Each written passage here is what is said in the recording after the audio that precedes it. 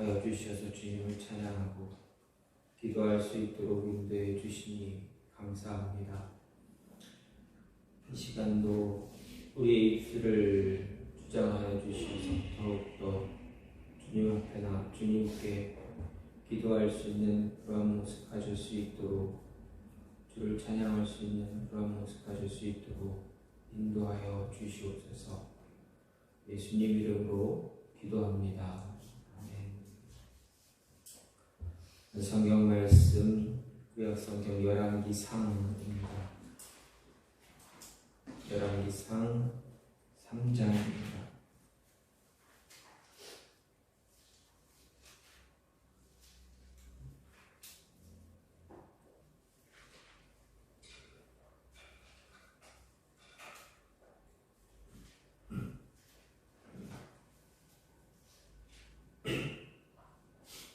열왕기상 3장 4절부터 15절 말씀입니다.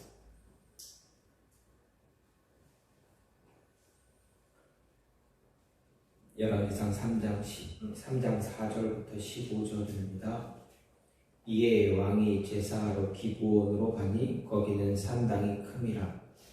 솔로몬이 그 제단에 1000번제를 드렸더니 기브온에서 밤에 여호와께서 솔로몬의 꿈에 나타나시니라. 하나님이 이르시되 내가 내게 무엇을 줄꼬 너는 구하라. 솔로몬이 이르되 주의 종 내 아버지 다윗이 성실과 공의와 정직한 마음으로 주와 함께 주 앞에서 행함으로 주께서 그에게 큰 은혜를 베푸셨고 주께서 또 그를 위하여 이 큰 은혜를 항상 주사 오늘과 같이 그의 자리에 앉을 아들을 그에게 주셨나이다. 나의 하나님 여호와여 주께서 종으로 종의 아버지 다윗을 대신하여 왕이 되게 하셨사오니 종은 작은 아이라 출입할 줄을 알지 못하고 주께서 택하신 백성 가운데 있나이다. 그들은 큰 백성이라 수요가 많아서 셀 수도 없고 기록할 수도 없사오니 누가 주의 이 많은 백성을 재판할 수 있사오리이까. 듣는 마음을 종에게 주사 주의 백성을 재판하여 선악을 분별하게 하옵소서.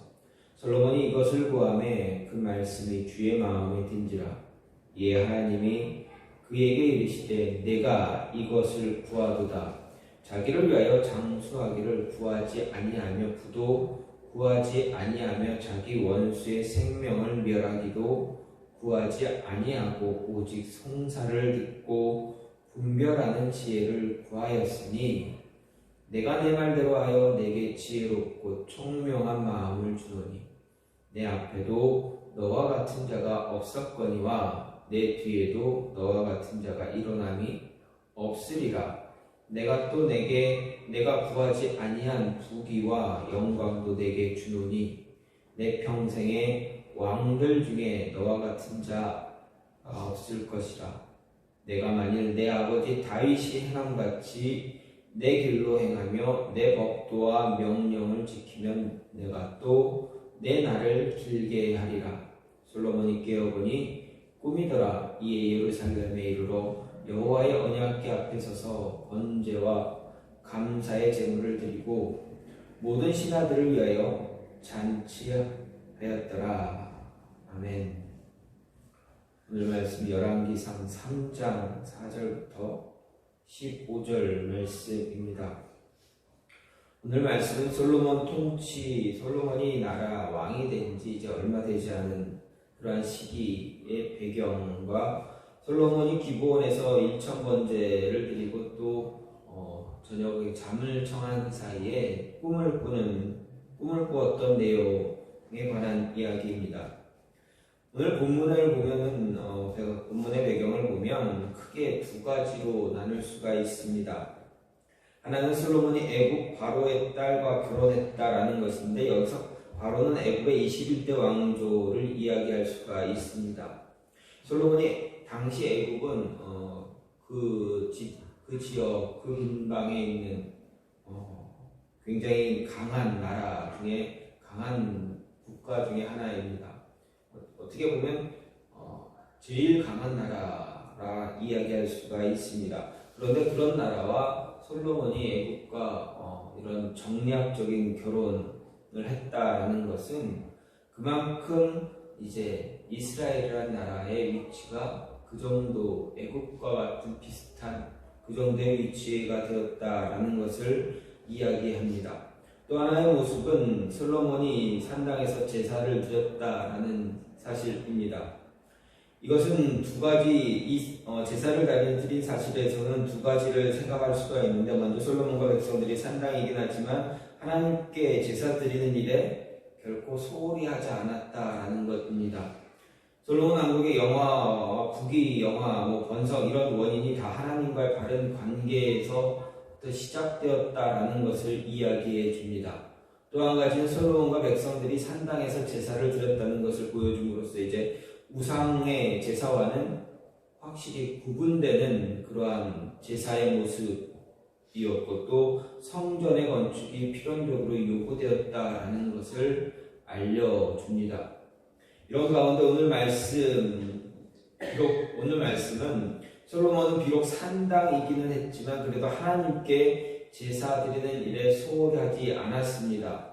당시 솔로몬은 주로 기브온 산당에서 제사를 드렸는데 그것은 언약궤가 안치된 다윗성의 성막에는 다윗성과는 멀은 다른 다윗성은 아니다라는 것입니다.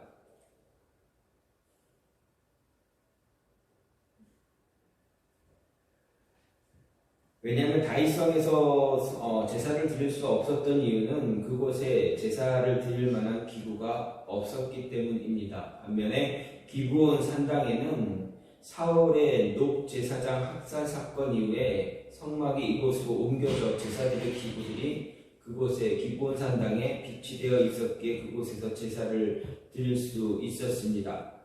솔로몬이 이곳 기브온 산당에서 우리가 잘 알고 있는 일천 번제를 드렸던 이유가 바로 이것 때문입니다. 제사를 드릴 기구가 그곳에 있었기 때문에 그렇습니다. 물론 여기서 일천 번제란 제물의 수를 이야기합니다. 하지만 말이 식어서 일천 번제지 생각해 보십시오. 그것을 다 드리기 위해서 며칠이 걸렸겠습니까? 그래서 학자들 사이에 두 가지를 이야기합니다. 하나는 매일 한 마리씩 1000일 동안 드렸다. 또 어떤 사람들은 그렇습니다. 한 번에 1000마리를 드렸다. 라고 이렇게 이야기합니다. 어떤 것이 더 정확하다라고 말할 수는 없지만 어쨌든 솔로몬이 드린 이 1000번제는 굉장히 굉장히 큰 그러한 제사 중에 하나였습니다. 솔로몬이 이렇게 하나님께 1000번제를 드렸다라는 것은 그만큼 솔로몬이 하나님께 얼마나 큰 열정을 가지고 있었는가를 생각해 볼 수가 있습니다. 하나님이 이런 솔로몬에게 밤에 꿈에 나타나셨는데 이 1000번제 이후 솔로몬의 꿈에 나타나셨습니다. 그리고 그에게 내가 원하는 것이 무엇이냐 묻습니다. 그때 솔로몬의 대답이 무엇입니까? 지혜입니다. 지혜 달라 이야기했습니다. 그때 하나님이 솔로몬에게 응답해 주시면서 내가 너에게 지혜를 주겠다.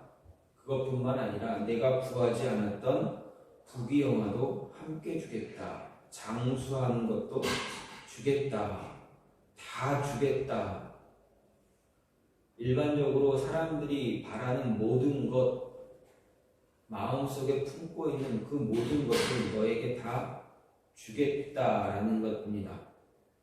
결국 솔로몬의 간구는 하나님의 마음을 흡족하게 했고 하나님은 그에게 그가 구한 지혜는 물론 부귀영화 장수의 축복 함께 주셨다라는 것입니다. 솔로몬이 이렇게 구한 것 그 이상으로 하나님께 은혜를 받게 됩니다. 그러니까 이렇게 하나님의 은혜를 얻을 수 있었던 이유가 어디에 있는가? 오늘 말씀은 간단하게 말하지만 하나님 마음에 들었기 때문이다라고 말하지만 그 하나님 마음에 들기 위해서 솔로몬은 어떤 모습을 가졌는가? 하나님 또 무엇을 요구하시는가를 생각해 볼 수가 있습니다. 먼저 하나님과 항상 구할 때 구하는 것을 다 주신다는 것입니다. 우리가 바라는 것을 구하기보다는 먼저 하나님과 함께하기를, 동행하기를 간절히 원할 때 하나님은 우리의 바라는 것을 주신다라는 이야기입니다. 6절 말씀을 보면 솔로몬이 하나님의 임재 앞에서 그의 아비 다윗에게 베푸신 은혜를 이야기하면서 또한 자신에게 동일하게 베푸신 하나님 은혜를 고백하는 그러한 내용이 기록되어 있습니다. 특별히 여기서 이 말씀을 보면서 생각해야만 하는 것은 솔로몬이 자신의 아버지 다윗에 대한 이해입니다. 솔로몬이 다윗을 어떻게 이해했는가, 자신의 아버지 다윗을 어떻게 생각했는가, 다윗에 대해서 어떻게 이해했는가 하는 것입니다. 일반적으로는 사람들은 어떤 큰 일을 이룩한 사람들 앞에서, 그리고 그의 공로와 업적 앞에서 위축될 수밖에 없습니다. 솔로몬 역시 그렇습니다. 그런 부담이 컸습니다. 다윗하면 어떤 왕입니까? 다윗하면 어떤 사람입니까? 자신의 아버지이기도 하지만 하나님이 다윗과 자신의 아버지와 함께하는 것을 스스로도 보았을 것입니다. 그가 태어난 이후부터 자신의 아버지 다윗이 죽기 전까지 얼마나 하나님의 큰 은혜를 누리고 이스라엘의 나라 위에 하나님의 은혜가 얼마나 위대하게 머물고 있었는가 분명히 눈으로 보았을 것입니다. 그렇기 때문에 솔로몬 역시 다윗을 이어서 왕이 된다는 것 굉장히 부담감을 가졌을 것입니다. 자신의 아버지의 업적 때문에 위축될 수밖에 없었을 것입니다. 하지만 이렇게 위축되기 전에 알아야 할 것, 그것이 뭐냐라고 했을 때 우리 누군가 아무리 위대한 일을 했다 할지라도 그 모든 것은 그 사람 혼자서 이룬 것이 아니다라는 것입니다. 사람들은 무언가를 이루고 나면 그 일에 대해서만 생각하지 그 일의 배후에 계신 하나님을 잊어버리고 인정하지 않는 경향이 있습니다. 하지만 솔로몬은 자신이 왕으로 세워진 그 시점에서 다윗이 이룬 모든 업적들 이전에 바로 이 은혜를 직시했다라는 것입니다. 그래서 솔로몬은 다윗에 대해 이런 고백을 하고 있습니다. 주께서 저에게 큰 은혜를 베푸셨고 라고 고백합니다. 즉 솔로몬은 다윗에 는 모든 것이 하나님의 은혜로 된 것이다 라고 고백하고 있습니다. 그리고 앞으로 자신이 감당할 사역 역시도 하나님의 은혜를 통해서 이루어질 것이다 라고 고백하는 것입니다. 이처럼 하나님의 은총을 기억하는 성도의 아름다운 모습을 보여준 대표적인 일화가 우리가 잘 알고 있는 성 프란체스코라는 사람을 통해서도 찾아볼 수가 있습니다. 어떤 사람이 이 성 프란체스코에게 찾아와서 이렇게 묻습니다. 선생님이야말로 그리스도의 사랑을 나타내시는 분입니다. 선생님을 만나기만 하면 사람들이 변하는데 그 놀라운 사역의 비결이 무엇입니까? 묻습니다. 그때 프란체스코는 이렇게 대답했다고 합니다. 자비로우신 하나님께서 많고 많은 사람들 가운데 가장 연약하고 가장 더럽고 가장 미련한 한 사람을 보기 시작하셨습니다. 그게 바로 저입니다. 세상에는 많은 사람들이 있지만 제가 하나님께 받은 은혜를 그 사람들이 받았다면 나보다 10,000배나 더 주를 사랑하고 힘을 다해 봉사했을 것입니다. 제가 했던 모든 것은 하나님의 사랑이 없이는 불가능한 것입니다. 이렇게 이야기했다고 합니다. 그렇습니다. 우리가 하는 모든 일과 성공의 배후에는 우리를 향한 하나님의 은혜가 있는 것입니다. 이런 사실을 사도 바울에게서 찾아볼 수가 있습니다. 알다시피 사도 바울은 놀라운 선교의 사역을 감당한 사람입니다. 그는 신약 성경 13번 이상이나 기록한 사람입니다. 평생 유럽과 아시아 각지에 복음 전하면서 교회를 세운 사람입니다. 하지만 그는 자신이 이룬 그 업적을 단 한 번도 자신이 했다, 자신의 능력이었다 자랑한 적이 없습니다. 왜냐하면 그 역시도 이 모든 것을 이룰 수 있었던 원동력이 하나님의 은혜에 있다라는 것을 알고 있었기 때문입니다. 세상 살아가는 사람들 가운데 어떤 사람은 강하고 어떤 사람은 약하기도 합니다. 어떤 사람은 지혜롭지만 그렇지 못한 사람도 있습니다. 하지만 성경이 뭐라 이야기합니까? 약한 자가 강한 자를, 어리석은 자가 스스로 지혜 있다는 자를 부끄럽게 할 수 있다 이야기합니다. 무엇 때문에 그렇습니까? 바로 하나님의 은혜 때문에 그렇습니다. 하나님의 은혜가 바울이 고백한 것처럼 결코 헛되지 않게 이 모든 일을 이룰 수 있었던 것입니다. 바울도 연약한 사람이었고 몸에 가시같은 질병을 안고 산 사람이었지만 하나님은 그에게 족한 은혜를 주셔서 그 모든 사역을 감당하게 하신 것입니다. 우리가 감당해야 할 사명이 있다면, 그리고 풀지 못한 과제가 있다면 하나님의 은혜를 사모하면 됩니다. 아니, 하나님과 함께 할 수 있기를 더 사모하면 되어진다라는 것입니다. 늘 하나님과 함께 하려고 할 때, 하나님과 동행하려고 할 때, 동행하는 그 시간을 멈추지 않을 때 하나님은 모든 것을 감당할 수 있도록 그 해결책을 주신다라는 것입니다. 함께 하기를 소망하는 자에게 하나님께서는 구하는 것을 주신다라는 이야기입니다. 두 번째로 하나님 앞에서 겸손하게 행할 때 구하는 것을 주시는 분입니다. 7절, 8절 말씀을 보면 솔로몬은 하나님을 향해 나의 하나님 여호와여, 주께서 종으로 종의 아비 다윗을 대신하여 왕이 되게 하셨사오나 종은 작은 아이라 출입할 줄을 알지 못하고 주의 빼신 백성 가운데 있나이다 라고 이렇게 고백합니다. 솔로몬의 선왕 다윗은 이스라엘 가운데 정말 탁월한 업적을 이룬 위대한 왕입니다. 그런 왕 뒤를 잇는다는 것, 솔로몬에게 축복일 수도 있겠지만 좀 전에도 말씀드렸듯이 한편으로는 그에게 매우 부담이기도 합니다. 어떤 위대한 왕이 대단한 일을 성취하고 세상을 떠났다면 대개 사람들은 분명 다음 왕 역시 이전의 왕처럼 무언가를 이룰 것을 기대합니다. 이런 부담을 안고 솔로몬은 오늘 말씀에서 고백하는 것처럼 다윗을 대신하여 왕이 된 것입니다. 하지만 하나님이 보실 때 이런 부담과는 상관없이 솔로몬은 다윗의 뒤를 이을 자격이 충분했습니다. 그것은 종은 작은 아이라 출입할 줄을 알지 못하고 주의 빼신 백성 가운데 있다고 한 솔로몬의 고백을 통해서 알 수가 있습니다. 솔로몬은 자기를 하나님 앞에서 낮추되 철저히 낮추는 겸손을 소유한 사람이었습니다. 그는 왕이었지만 자신을 가리켜 하나님 앞에서 종이라 이야기했고 작은 아이에 불과하다라고 말했기 때문에 그렇습니다. 아울러 왕으로 어떻게 다스려야 하고 처신해야 할지도 모른다고 하면서 출입할 줄을 알지 못한다라고 말하고 있습니다. 즉 솔로몬은 자기 자신도 하나님의 보호를 받아야 할 백성 가운데 한 명이다, 한 사람이라 고백하면서 주의 빼신 백성 가운데 있습니다 라고 말하고 있습니다. 다윗이 자신을 목자의 보호를 받는 양이며 주신 하나님의 종이라 고백함으로 이스라엘을 하나님의 종으로 고백함으로 이스라엘을 하나님의 보호와 인도하심 속에 이끌었던 것처럼 솔로몬 또한 겸손한 자세를 취하고 있는 것을 볼 수가 있습니다. 결국 솔로몬의 이런 겸손은 솔로몬을 더욱더 복되게 했고 이스라엘 백성들 모두 하나님의 지혜로운 인도하심 속에 세울 수가 있었습니다. 이런 사실이 보여주듯이 위대한 사역은 겸손을 통해서 계승된다라는 것입니다. 겸손은 위대한 하나님을 우리의 역사에 모시는 것이기 때문에 그렇습니다.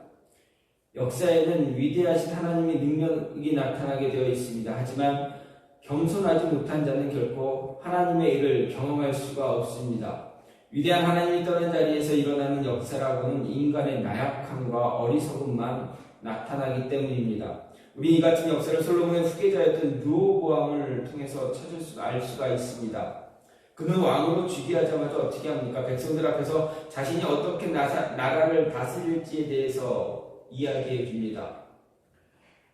그가 무엇라 이야기합니까? 나의 새끼손가락이 내 부친의 허리보다 굵으니 내 부친이 너희로 무거운 멍에를 내게 하였으나 이제 나는 너희의 멍에를 더욱 무겁게 할지라 내 부친은 채찍으로 너희를 징치하였으나 나는 전갈로 너희를 징치하리라 이렇게 이야기합니다. 자신을 겸손하게 낮추지 못하고 솔로몬처럼 솔로몬이나 다윗과 달리 어리석게 르호보암은 오만과 교만으로 가득했습니다. 자신의 아버지 솔로몬처럼 겸손하지 못했기 때문에 교만한 마음을 가졌기 때문에 어떻게 됩니까? 그 나라가 더 발전하지 못하고 도리어 둘로 갈라지는, 남과 북으로 갈라지는 비극을 초래하고 말았습니다. 우리 역시 솔로몬만큼이나 아니 그보다 더 위대한 사역을 위임받았습니다. 그것은 예수님의 사역을 이 땅에서 계승하고 예수님의 말씀을 이 땅에 전하는 그러한 사명입니다. 부족하고 연약한 우리가 무엇으로 이 놀라운 일을 감당할 수 있는가 생각할 때 바로 오늘 말씀을 보면 알 수 있듯이 겸손히 그 모든 위대한 일을 감당할 수 있는 능력을 갖추게 해준다라는 것입니다. 우리가 맡아드린 모든 문제의 해답을 찾을 수 있는 것은 바로 하나님 앞에서 겸손한 모습을 갖는 것입니다. 겸손함을 갖출 때, 내 자신을 낮출 때 하나님은 우리에게 더 큰 지혜를 허락하시고 또 우리가 겸손히 낮출 때 하나님은 우리가 구하는 모든 것에 답을 주신다라는 것입니다. 세 번째로 하나님 앞에서 경청하는 자세를 가질 때 하나님 구하는 것을 주시는 분입니다. 9절과 10절 말씀을 보면 누가 주의 이 많은 백성을 재판할 수 있사오리까 드는 마음을 종에게 주사 주의 백성을 재판하여 선악을 분별하게 하옵소서. 솔로몬이 이것을 구하며 그 말씀이 주의 마음을 맞은지라 라는 말씀이 나옵니다. 여기서 특히 듣는 마음, 주의 마음에 맞은지라 라는 이 두 가지 표현을 우리는 잘 보아야 합니다. 먼저 솔로몬이 구한 듣는 마음은 개역 한글을 보게 되면 지혜로운 마음으로 해석했습니다. 이 지혜로운 마음을 조금 더 강하게 표현한다면 복종하는 마음이라는 뜻을 가지고 있습니다. 이런 내용을 통해서 생각해 볼 때 우리는 솔로몬이 구했던 것을 더 구체적으로 이해할 수 있습니다. 즉 솔로몬이 구한 건 무엇입니까? 하나님의 음성을 듣는 마음이었습니다. 하나님의 음성을 듣는 마음뿐만 아니라 고통 속에서 부르짖는 백성들의 아픔과 신음소리를 들을 수 있는 마음, 불의와 거짓이 판치는 세상에서 바른 소리에 귀를 기울이고자 하는 그런 마음, 모든 것을 바르게 분별하여 하나님의 뜻을 세우고 순종하려고 하는 그런 마음이었던 것입니다. 계속해서 저자는 솔로몬의 이런 자세가 하나님의 마음에 맞았다 표현합니다. 여기서 하나님이 맞았다라는 이 말씀을 영어 성경을 보게 되면 영어 성경에서 대부분 번역할 때 기쁘게 하다라는 뜻의 단어를 사용합니다. 이것은 더 나아가서 감동을 주다라는 뜻으로 확장시켜서 이해할 수 있는 그런 표현입니다. 결국 백성들을 위하고 하나님의 음성을 사모하는 솔로몬의 자세가 하나님께 감동을 주었다라는 것입니다. 하나님의 음성, 하나님의 말씀을 듣기를 사모했고 경청하려는 자세를 가졌고 또 백성들의 그러한 모습을 듣기를 경청하기를 구하는 그 자세를 가졌을 때 하나님의 마음이 하나님께서 감동하셨다라는 것입니다. 이런 마음 하나님만 감동하겠습니까? 나라를 대표하는 그 대통령, 지도자가 백성의 이야기를 듣기 위해서 낮아지고 그들의 이야기를 자세히 잘 듣기 위해서 노력할 때 백성들은 어떻습니까? 지도자에게 감동합니다. 지도자를 따르게 됩니다. 어떻게 보면 지금 세상은 솔로몬과 같이 자기 자신을 헌신하면서 하나님께 감동을 주는 사람, 또 백성들의 마음을 감동시키는 사람, 그런 사람이 없는 그런 시대이기도 합니다. 그래서 그런 사람이 더 절실할 때가 바로 요즘 시대입니다. 생각해보면 이 세상은 머리 좋은 사람, 능력 있는 사람 정말 많습니다. 하지만 감동을 주는 사람 그렇게 많지 않다는 것을 알 수가 있습니다. 지금 우리가 살아가는 세상을 돌아보면 메마름과 각박함이라는 말이 자연스럽게 느껴지는 그런 세상이 되어버렸습니다. 오늘날 우리가 보는 광고에서도 우리 시대의 현실적 가치를 상징적으로 보여주는 그런 중요한 전달 도구이기도 하지만 거기서 주는 메시지는 나 자신만을 위해서, 나를 위해서 즐기는 것을 강조할 때가 참 많습니다. 이것을 통해서 알 수 있듯이 세상의 현실적 가치 속에서는 물질과 이기적인 즐거움 외에 아무것도 없음을 볼 수가 있습니다. 물론 그 와중에 그런 물질적인 만족을 감동이라는 용어로 표현하는 사람들도 있습니다. 하지만 거기에 물질적 풍요는 있을지 모르지만 진정한 감동은 결코 존재하지 않는다라는 것입니다. 그렇기에 기사를 보면 사소한 것에 감동을 줄 때 사람들은 그 모습에 반응하고 있고 그 모습에 그런 모습을 더 열광하고 있는 것을 볼 수가 있습니다. 예수님은 이 메마른 세상에 우리를 세우시고 세상의 소금이고 빛으로 부르셨습니다. 다시 말해서 메마른 세상에 의미를 주고 희망을 주고 감동을 주는 자로 저와 여러분을 세우셨다라는 이야기입니다. 따라서 우리가 세상에 존재하는 것 자체가 세상 사람들에게 감동이어야 한다는 이야기입니다. 하나님이 기뻐하시는 솔로몬의 마음은 세상이 추구하는 것과 다른 것입니다. 자신만을 위해 모든 것을 즐겨도 좋다는 세상의 소리에 매이지 않고 솔로몬처럼 하나님 앞에서 하나님 음성을 듣는 마음, 고통 가운데 처한 연약한 이웃을 돌보는 마음, 그 모든 이들과 하나님 안에서 평화와 기쁨을 누리고자 하는 마음 가질 때 하나님은 우리가 구하는 것에 응답해 주신다라는 것입니다. 하나님 마음에 드는 것, 하나님 음성에 귀를 기울이는 그런 마음, 주변을 돌아볼 수 있는 마음, 그 마음을 가질 때 하나님은 우리에게 하나님의 말씀을 허락해 주신다. 우리가 간절히 구하는 것에 응답해 주신다라는 것입니다. 그리고 하나님께서 솔로몬에게 덧붙여서 말씀하신 것이 무엇입니까? 14절 말씀을 보면 알 수가 있습니다.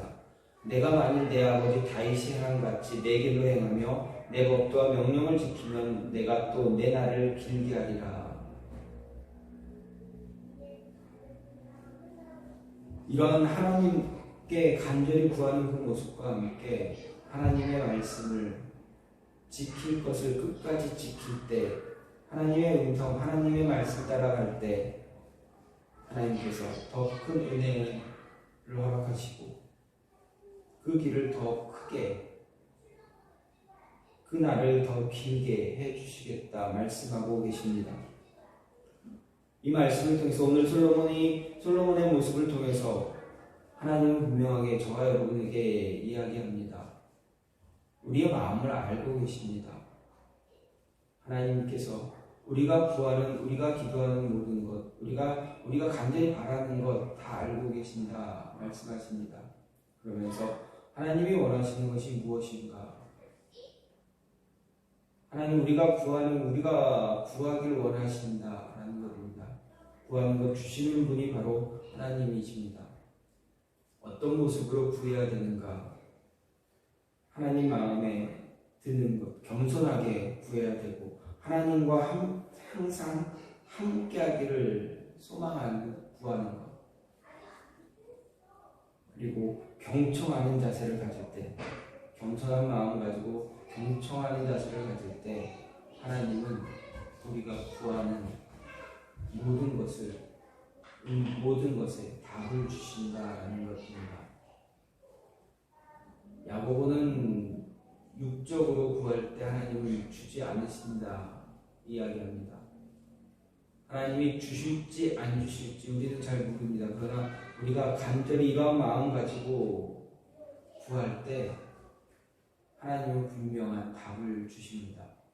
내가 원하는 것을 주시든 아니면 하나님이 원하시는 것을 우리에게 주시든, 인간적인 생각으로 인간적인 어떤 기준에서 바라는 것이 우리 이루어질지, 아니면 하나님의 뜻에 맞는 것이 이루어질지, 어쨌든 우리에게 응답이 주어진다라는 것입니다.